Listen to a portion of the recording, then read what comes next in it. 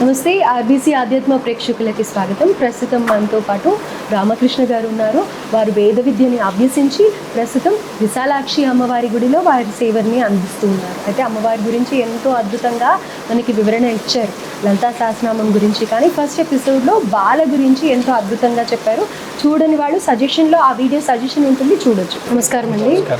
అమ్మవారిని ఆరాధించాలి అనుకునేవాళ్ళు, లేకపోతే మాకు ఇష్ట దేవత అమ్మవారు, ఏదో ఒక అమ్మవారు, మనం ముఖ్యంగా మాట్లాడుకుంటున్నదైతే లలితా త్రిపుర సుందరి గురించి మాట్లాడుతూ ఉన్నాం. అయితే అమ్మవారి ఉపాసన మేము స్టార్ట్ చేసాము, లేకపోతే ఈ అమ్మవారు అంటే మాకు చాలా ఇష్టము, మేము పూజలు స్టార్ట్ చేయాలనుకుంటున్నాము ఒక మంత్రం తీసుకొని అని అనుకుంటున్న వాళ్ళకి ముందుగా వచ్చే డౌట్ ఏంటి అని అంటే కనుక, అమ్మవారిని ఏ రూపకంగా మేము ఇంట్లో స్థాపించుకోవాలి, లేకపోతే ఫోటో పెట్టుకోవాలి. ముఖ్యంగా శ్రీ విద్య ఉపాసనకు వస్తే బాల త్రిపుర సుందరి కొన్ని రోజులు చేశాక, బాలమంత్రం ఉపదేశం తీసుకున్నాక కొన్ని రోజుల తర్వాత వేరే లెవెల్కి వెళ్తాం. సో అలాంటప్పుడు అమ్మవారి విగ్రహంగా పెట్టుకోవాలా, లేకపోతే ఒక ఫోటో ఫ్రేమ్లో పెట్టుకోవాలా, ఏ విధంగా అమ్మవారిని చూసుకోవాలి అని అంటారు? అమ్మవారిని అంటే మనకి తెలియటం కోసం మాత్రమే అమ్మవారు చిత్రపటం కానివ్వండి, అమ్మవారి విగ్రహం కానివ్వండి, అమ్మవారికి అంటే కేవలంగా మన ముందు ఉంది అనే కేవలం ఒక భావన కోసం మాత్రమే. కానీ అమ్మవారు ఏం చెప్తుంది, అమ్మవారిని ఎట్లా స్మరణ చేయాలనేటువంటిది కూడా అమ్మవారే చెప్పింది. అంటే భావన మాత్ర సంతుష్ట నిలయాయి నమః. అమ్మవారికి విశేష నామాల్లో ఇదొక నామం. కేవలంగా నేను ఉన్నాను అని భావన చేసి ఎవరైతే చేస్తారో ఆ చేయటం ద్వారా మాత్రమే వారిని ఫలిస్తాను, వారిని అనుగ్రహిస్తాను అని చెప్పేసి అమ్మవారు చెప్పి. లేదు ఇట్లా కూడా ఈ నామం చేస్తున్నాము, స్మరణ చేస్తున్నాము అంతా కూడా, ఎందుకంటే భావన లేకుండా ఎక్కడ ఏ పని జరగదు. మనం ఏదైనా పనికి ముందుకు వెళ్తున్నాము, ఆ పని అవుతుందనే భావన లేకపోతే మనం ముందుకు వెళ్ళలేము. అట్లా మనం ఏదైనా ఒక జపం చేస్తుంటే మనం చేసినటువంటి జప ఫలితం అమ్మవారు తీసుకుంటుంది, ఆ ఫలితం మనకు వస్తుంది అని మన మనస్సులో అనిపించకపోతే ఆ జపం దగ్గరికి వెళ్ళాం మనం. కాబట్టి ఆ భావన కోసం కొంతమందికి మనశ్చాంచల్యం ఉంటుంది. శరీరం ఇక్కడ ఉంటుంది, జపమాల చేతిలో ఉంటుంది, కానీ మనస్సు ఇక్కడ ఉండదు. మనస్సు ఎక్కడో ఆలోచిస్తూ ఉంటుంది. అటువంటి వారి దగ్గరికి అమ్మవారు రావటం కొంచెం కష్టతరంగా ఉంటుంది. అట్లాంటి వాళ్ళకి ఏం చేయొచ్చు అని అంటే, ఏదైనా ఒక చిత్రపటం, వారి కులదేవత కానివ్వండి, వారి ఇష్టదేవత కానివ్వండి, ఎవరైనా సరే వారికి ఇష్టమైనటువంటి దేవతని ఎదురుగ్గా పెట్టుకొని, నా ఎదురుకుండా ఆవిడే కూర్చున్నది, ఒక గురువు గారి ఎదుట శిష్యుడు కూర్చొని ఎట్లాగైతే శ్రద్ధతో ఆ పాఠాన్నంతటినీ కూడా అప్పచెప్తాడో, ఎట్లాగైతే గురువుగారు ఉన్నారనే భయంతో శిష్యుడు పిల్లవాడు ఎట్లాగైతే చదువుతాడో, అటువంటి రూపేణ అమ్మవారు మన ఎదుట ఉంది అని చెప్పేసి కేవలంగా భావన చేసి, ఆ భావనతోటి వచ్చినటువంటి జప పఠనాన్ని ఎవరైతే చేస్తారో, కేవలంగా దేనికైనా సరే భక్తి శ్రద్ధలు అనేటువంటిది ప్రాధాన్యం. ఏ పని చేసినా సరే భక్తి శ్రద్ధ అనేటువంటిది ప్రధానం. భక్తితోటి చేయాలి, శ్రద్ధతోటి చేయాలి. ఈ భక్తి శ్రద్ధలు అనేటువంటిది మనం మామూలుగా ఎవరు మన ఎదుట లేకుండా చేసామనుకోండి, మనం దాంట్లో ఏదైనా చేసే లోపం రావచ్చేమో అనే ఒక ఆలోచన మనకి రావచ్చు. కానీ మన ఎదుట అమ్మవారు ఉందనుకోండి, మనం ఎవరితోనైనా మాట్లాడాలంటే అమ్మవారు చూస్తుంది అనే భావంతో మనం చేస్తే, అమ్మవారు చూస్తే మన మీద కోపపడుతుంది. అంటే ఒక చిన్న ఆడపిల్ల కానివ్వండి, మగపిల్లవాడు కానివ్వండి, తల్లికి కోపం వచ్చేటువంటి పని ఏదైనా పిల్లవాడు చేస్తే తల్లికి కోపం వస్తుంది అని పిల్లవాడికి తెలుస్తుంది. కాబట్టి తెలిసే వయస్సులో పిల్లవాడు పని చేస్తే అమ్మ కోపం వస్తుందిరా అని చెప్పేసి అంటాడు. అట్లా అమ్మవారికి కానివ్వండి, అయ్యవారికి కానివ్వండి, వారిని మన ఎదురుకుండా కూర్చోబెట్టుకొని, చిత్రపటమే పెట్టుకున్నాం, తూర్పు మొదలుకొని పెట్టుకున్నాం, మనం తూర్పు వైపుగా కూర్చోవాలి, ఆ చిత్రపటం పశ్చిమం వైపుగా ఉండాలి. అంటే తూర్పు వైపుకి చిత్రపటం ఉండాలి, ఆ ముఖం పశ్చిమం వైపుకి, అంటే మనల్ని చూస్తూ ఉండాలి. అట్లా చూస్తూ మనం వారి ఎదుట కూర్చొని ఎప్పుడైతే స్మరణ చేస్తామో, ఎప్పుడైతే మనం ఆ జపాన్నంతటినీ కూడా మొదలుకొని పూర్తి చేయదలుచుకుంటామో, అప్పుడు కేవలంగా వారు ఉన్నారు అనేటువంటి ఒక భావనతో మాత్రమే చేస్తే ఆ ఫలితం పూర్ణంగా మనకి వస్తుంది అని చెప్పేసి అమ్మవారే నామంలో చెప్పింది. అంటే మనం వాడుకగా మనం ఏదో మాట్లాడుకోవడానికి చెప్పుకునేటువంటిది కాదు. మనం ఏం చెయ్యాలి, ఎట్లా చెయ్యాలి, ఏ విధంగా చెయ్యాలి అనేటువంటిది వేద ఇతిహాస పురాణాలన్నీ కూడా మనకి ఋషులు మొదలుకొని దేవతలు మొదలుకొని ఇత్యాది వాళ్ళందరూ కూడా మనకి ముందరే ఈ ప్రణాళికని చెప్పబడి ఉన్నారు. ఇట్లా చెయ్యండి, ఇట్లా చేయండి, ఈ పనిని ఇట్లా చేయండి అని చెప్పి. అట్లా మన ఎదుట వారిని కూర్చోబెట్టుకున్నప్పుడు మనకు ఒక భావన కలుగుతుంది మనస్సులో, మనమే ఉన్నాం. ఇప్పుడు మనం ఎదురుకుండా ఎవరైనా వచ్చి కూర్చున్నారు, మాట్లాడుతున్నారు, వారితో మనం అటు కూర్చొని మాట్లాడతాం. మనం ఏదో వాళ్ళు అటు తిరిగి మాట్లాడుతూ మనం ఇటు తిరిగి మాట్లాడితే వారికి చెప్పవలసినటువంటి సమాధానం సరిగ్గా అర్థం కాదు. రెండోది వారికి అంత శ్రద్ధతో మనం చెప్పలేము సమాధానం. ఎదురుకుండా కూర్చొని ఏమండి బాగున్నారా అని ఎదురుకుండా వచ్చి అడిగినప్పుడు బాగున్నానండి అని నవ్వుతూ ఎట్లాగైతే సమాధానం చెప్తారో, అదే అటు తిరుగుతూ బాగున్నారా అని అడిగితే బాగున్నానండి అనే అటు తిరుగుతూ సమాధానం చెప్తారు.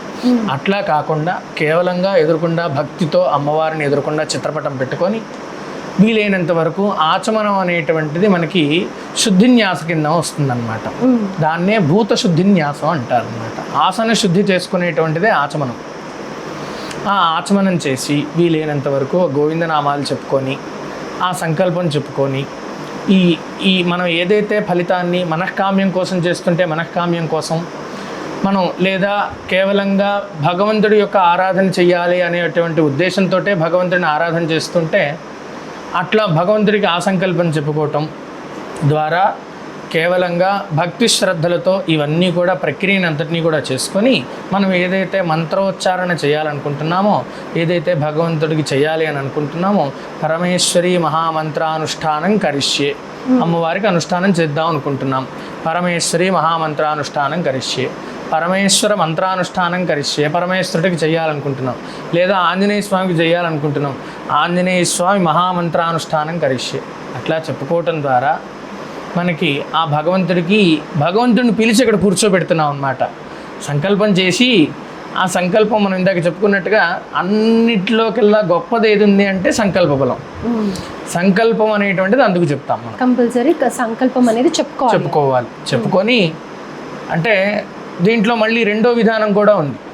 సంకల్పం చెప్పుకొని ఎటు తిరగకుండా కేవలంగా దాని మీదే చేసేటువంటి పని ఒకటి, లేదా మనం కొన్ని నామాలు ఉన్నాయి, ఆ నామాలు మనం మామూలుగా చెప్పుకునేటువంటి నమ శ్రీమాత్రే నమః, ఓం నమ శివాయ, జై శ్రీరామ్, ఆంజనేయాయ నమః, ఇట్లాంటి నామాలన్నీ కూడా మనం సంచరిస్తూ కూడా చెప్పుకోవచ్చు అని చెప్పేసి నియమాలు లేకుండా కొన్ని వాటికి నియమాలు ఉండవు అని ఎవరు చెప్పారు? పార్వతీ అమ్మవారు పరమేశ్వరుని అడిగిందిట.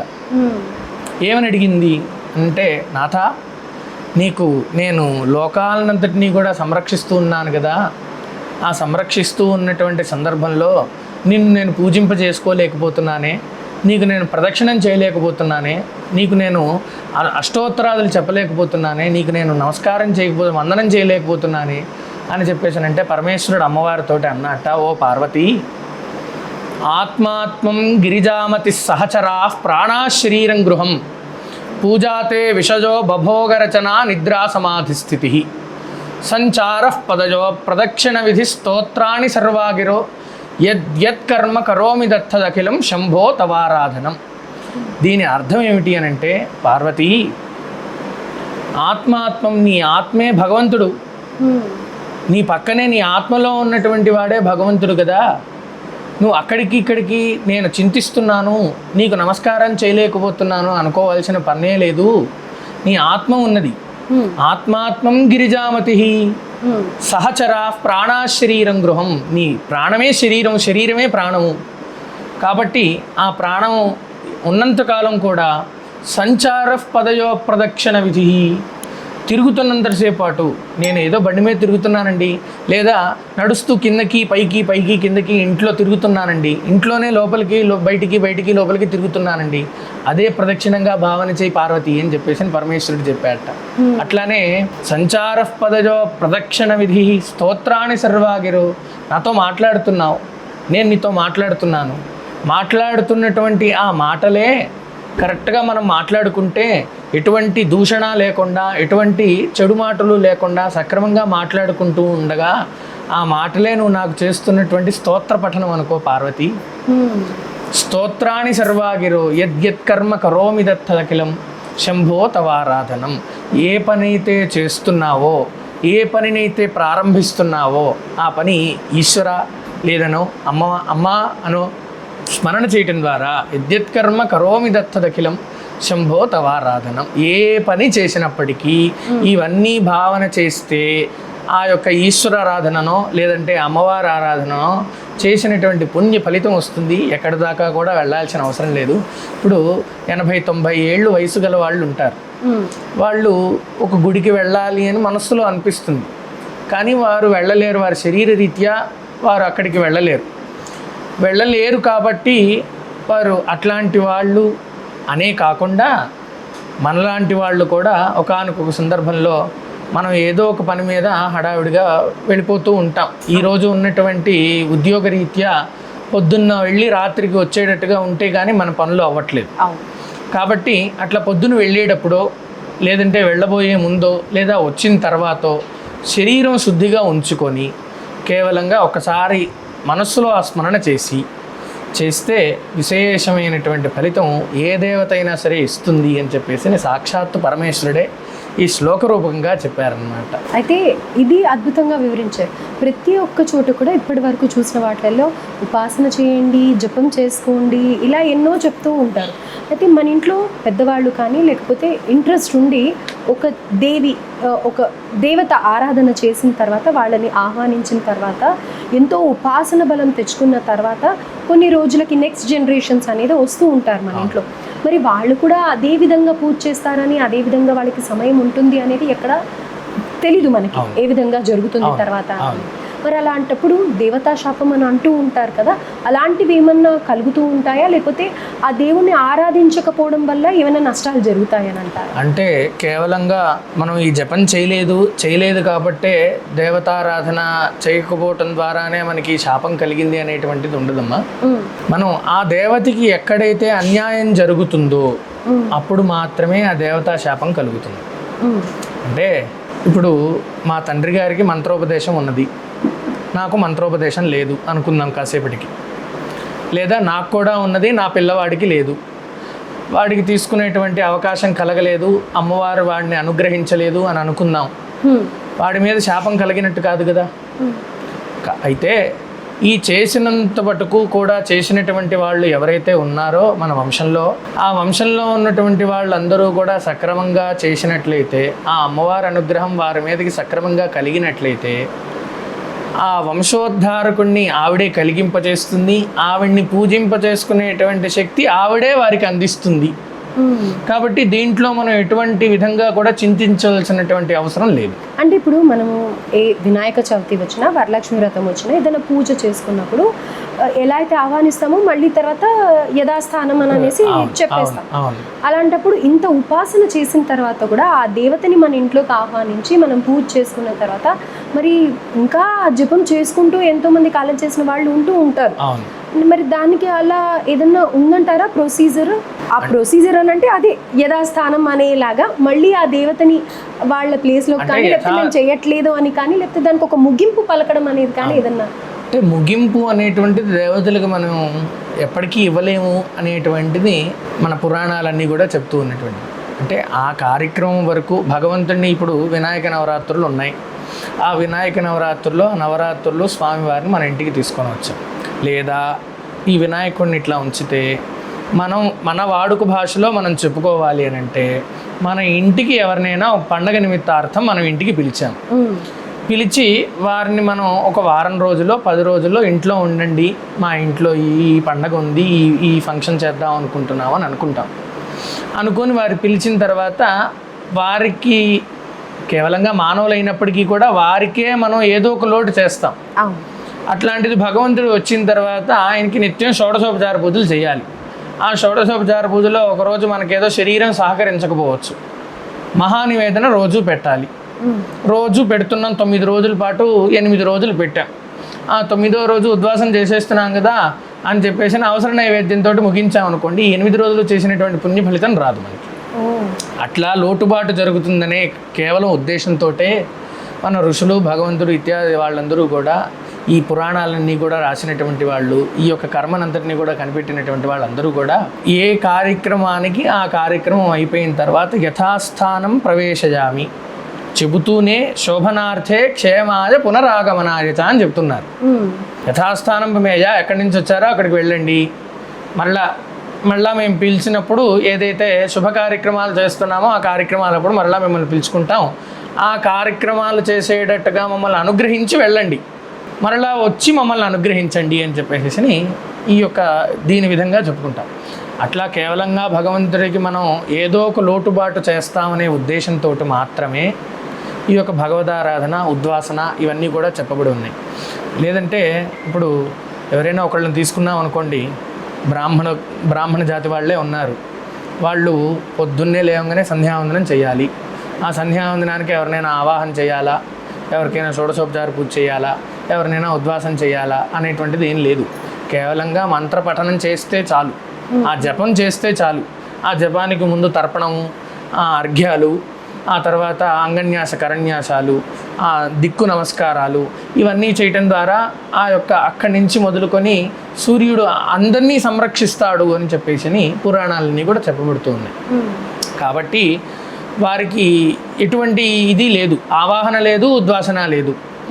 ఉపాసన చేసే వాళ్ళకి ఎలాంటి విధి విధానం, ఎటువంటి ఇది కూడా ఉపాసన చేసేటువంటి వాళ్ళకి ఏమీ ఉండదు. కేవలంగా వారు జపం చేయటం మాత్రమే వారు చేసేటువంటి పూజ అన్నమాట.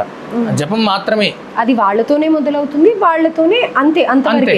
దానికి ఏదో పిల్లలకి శాపం కలుగుతుంది, పిల్లల మీద ఏదో ఇదవుతుంది అనేటువంటిది ఏం లేదు.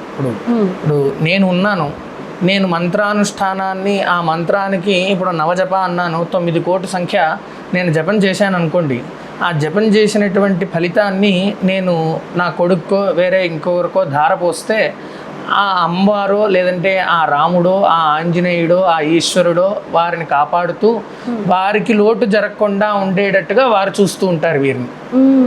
ఆ కేవలం మంత్రానుష్ఠ ఫలితం మాత్రమే. అందుకనే ఇందాక మీకు అర్థమయ్యేటట్టుగా మనందరికీ కూడా తెలియజేయబడింది ఏంటి అని అంటే, కలౌ స్మరణాన్ముక్తి, కలియుగంలో నామస్మరణకి అంత విశేషమైనటువంటి ఫలితం ఉందన్నమాట. అంటే కేవలంగా శ్రీ విద్యా ఉపాసకులే జపం చేస్తారా, శ్రీ విద్యా ఉపాసకులే జపం చేయాలా అనేటువంటిది కాదు.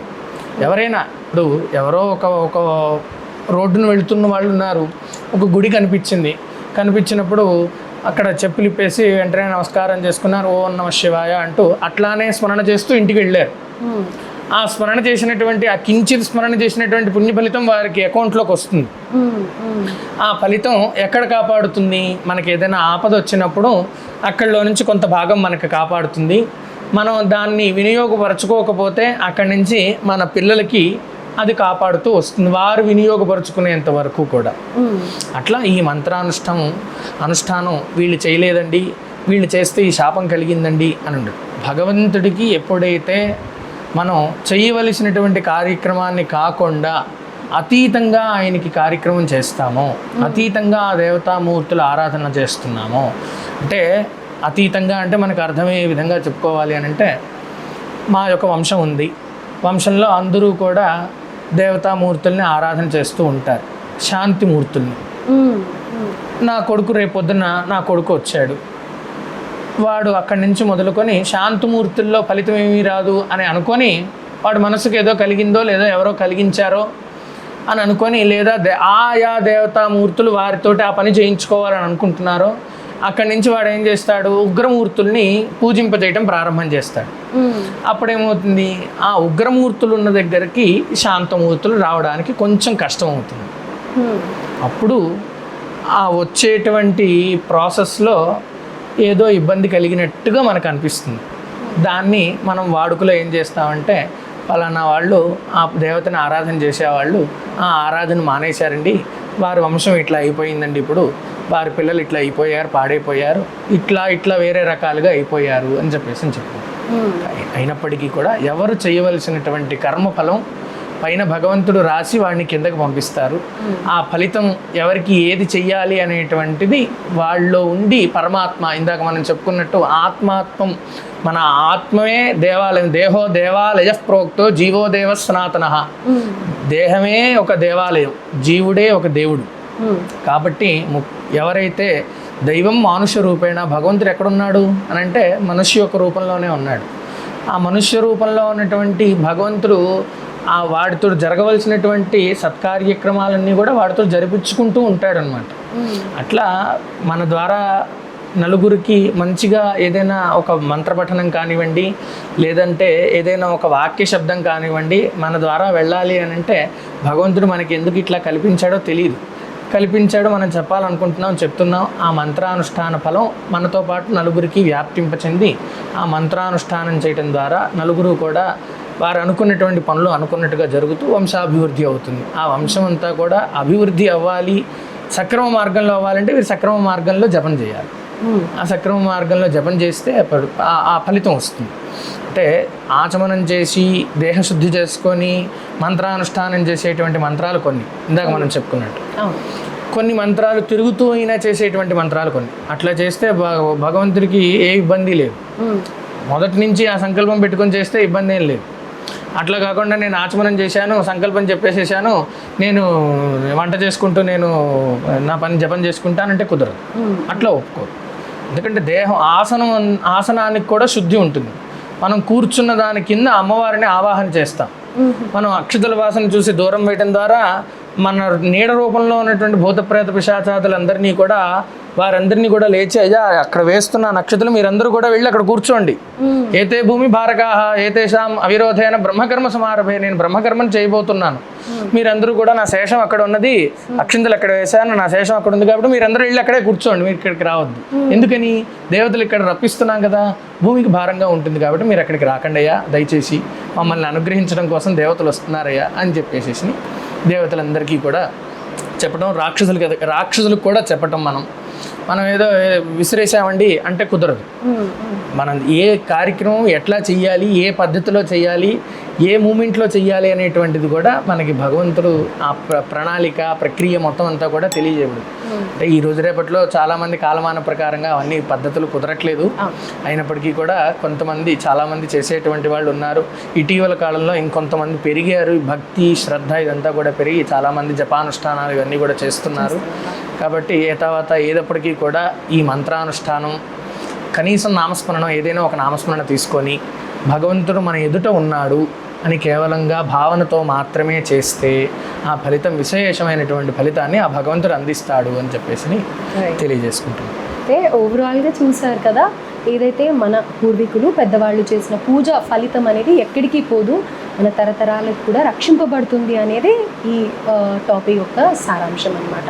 అంటే వాళ్ళు చేశారు పూజలు, దానివల్ల మనకి ఏదో చెడు జరిగింది అని అనుకోవడానికి లేదు. మనకు వీలైనంత మనం కూడా ఆ దేవత ఆరాధన చేయడం వల్ల ఎలాంటి ఇబ్బందికర వాతావరణం ఉన్నా కూడా అది తొలగిపోతుంది అనేది చెప్పారు రామకృష్ణ. ధన్యవాదాలు.